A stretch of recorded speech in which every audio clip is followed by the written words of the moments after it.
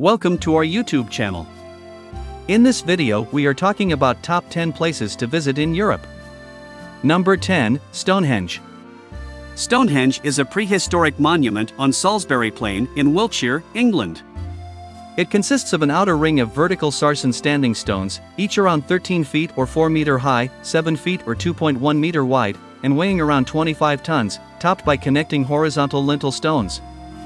Archaeologists believe that Stonehenge was constructed from 3000 BC to 2000 BC. Stonehenge was produced by a culture that left no written records. Many aspects of Stonehenge, such as how it was built and for what purposes it was used, remain subject to debate. A number of myths surround the stones. When Stonehenge was first opened to the public, it was possible to walk among and even climb on the stones, but the stones were roped off in 1977 as a result of serious erosion. Visitors are no longer permitted to touch the stones but are able to walk around the monument from a short distance away. In July 2020, a study led by David Nash of the University of Brighton concluded that the large sarsen stones were a direct chemical match to those found at Westwoods near Marlborough, Wiltshire, some 15 miles or 25 kilometers north of Stonehenge. Number 9, Matterhorn. The Matterhorn is a mountain of the Alps, straddling the main watershed and border between Switzerland and Italy.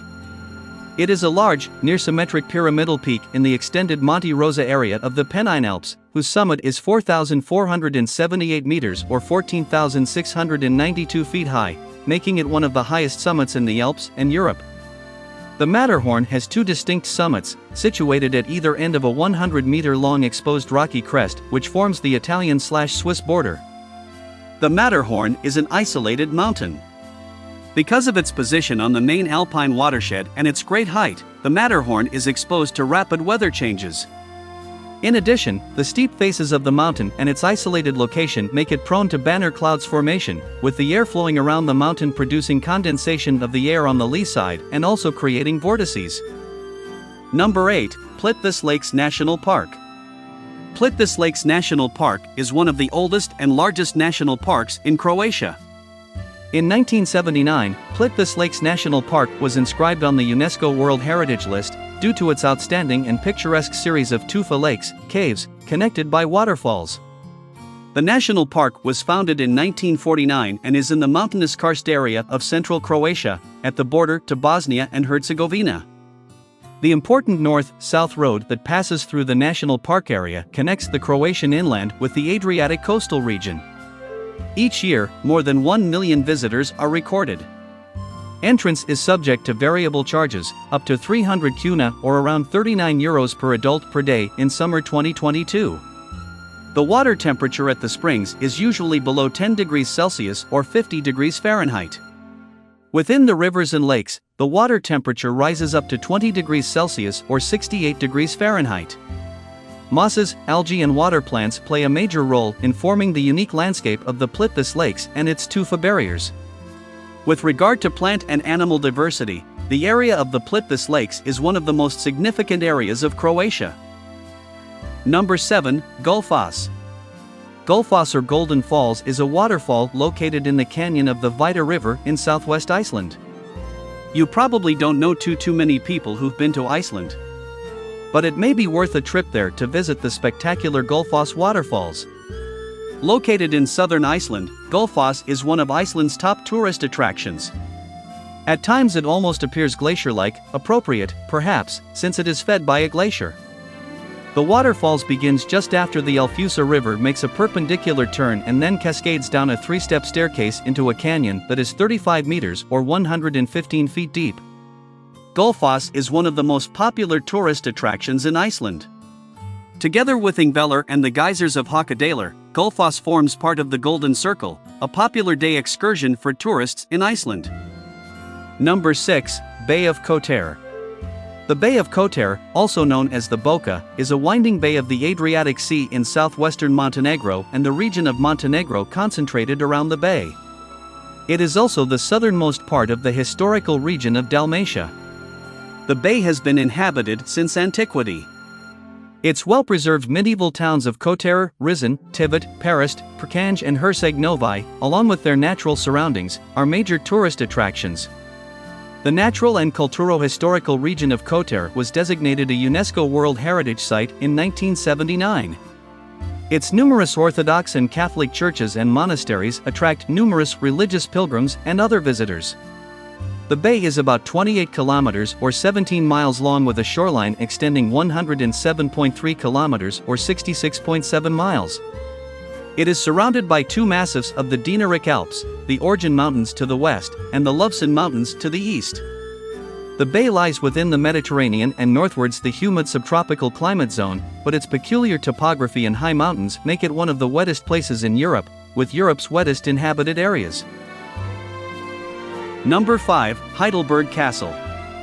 Heidelberg Castle, also known locally as 5D Castle, is a ruin in Germany and landmark of Heidelberg. The castle ruins are among the most important Renaissance structures north of the Alps. The castle has only been partially rebuilt since its demolition in the 17th and 18th centuries. It is located 80 meters (260 feet) up the northern part of the Königstuhl hillside, and thereby dominates the view of the old downtown. It is served by an intermediate station on the Heidelberger Bergbahn funicular railway that runs from Heidelberg's Kornmark to the summit of the Königstuhl. Heidelberg Castle is the home to the world's largest wine barrel. The Heidelberg Tun, or Great Heidelberg Tun, is an extremely large wine vat contained within the cellars of Heidelberg Castle. Number 4. Geiranger Fjord. The Geiranger Fjord is a fjord in Norway. It is located entirely in the Stranda municipality. It is a 15-kilometer long branch off the Sunnelsfjorden, which is a branch off the Storfjorden, Great Fjord. The small village of Geiranger is located at the end of the fjord where the Geirangelva River empties into it.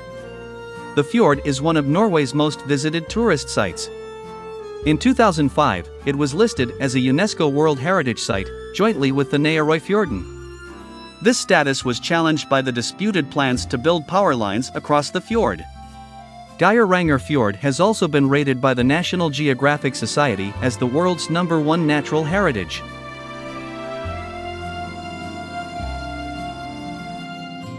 Number 3. Dubrovnik. Dubrovnik, historically known as Ragusa, is a city on the Adriatic Sea in the region of Dalmatia, in southern Croatia. It is one of the most prominent tourist destinations in the Mediterranean Sea, a seaport and the center of Dubrovnik-Neretva County. Situated in an exclave, it is connected to the rest of the country by the Pelješac Bridge. Its total population is 42,615.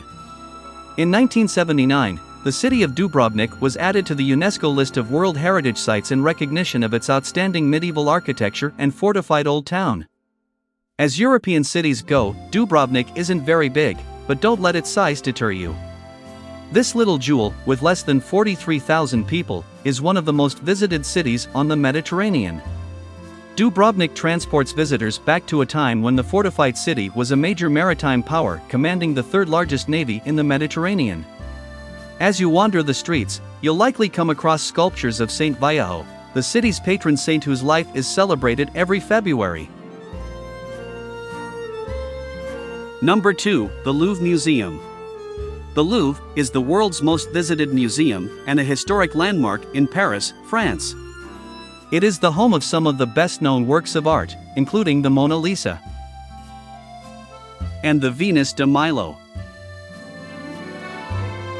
A central landmark of the city, it is located on the right bank of the Seine River in the city's district or ward. At any given point in time, approximately 38,000 objects from prehistory to the 21st century are being exhibited. The museum opened on August 10, 1793 with an exhibition of 537 paintings, the majority of the works being royal and confiscated church property. Because of structural problems with the building, the museum was closed in 1796 until 1801. The Louvre Museum contains more than 380,000 objects and displays 35,000 works of art in 8 curatorial departments with more than 60,600 square meters, 652,000 square feet, dedicated to the permanent collection. Number 1. The Colosseum. The Colosseum is an oval amphitheater in the center of the city of Rome, Italy, just east of the Roman Forum. It is the largest ancient amphitheater ever built, and is still the largest standing amphitheater in the world today, despite its age.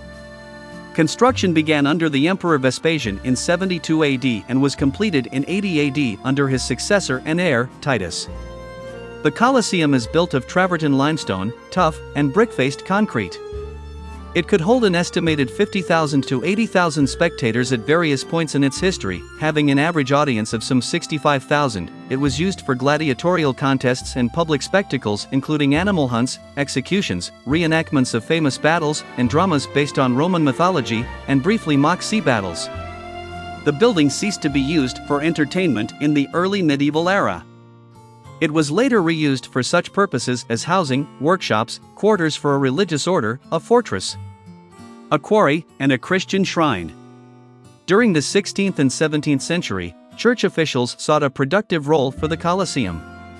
Pope Sixtus V planned to turn the building into a wool factory to provide employment for Rome's prostitutes, though this proposal fell through with his premature death. In 1671, Cardinal Altieri authorized its use for bullfights. A public outcry caused the idea to be hastily abandoned.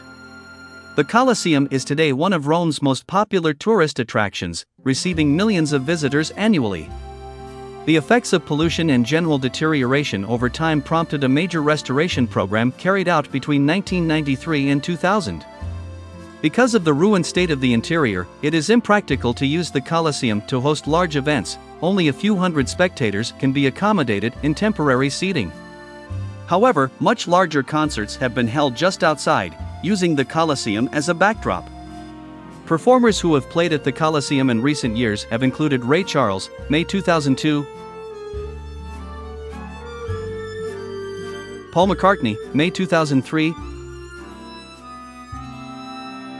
Elton John, September 2005, and Billy Joel, July 2006. What do you think about this video? Which of the following top 10 best places in Europe you find most interesting? Do let us know down in the comments section below. If you enjoyed this video and want to hear from us again, be sure to hit that subscribe button before you go.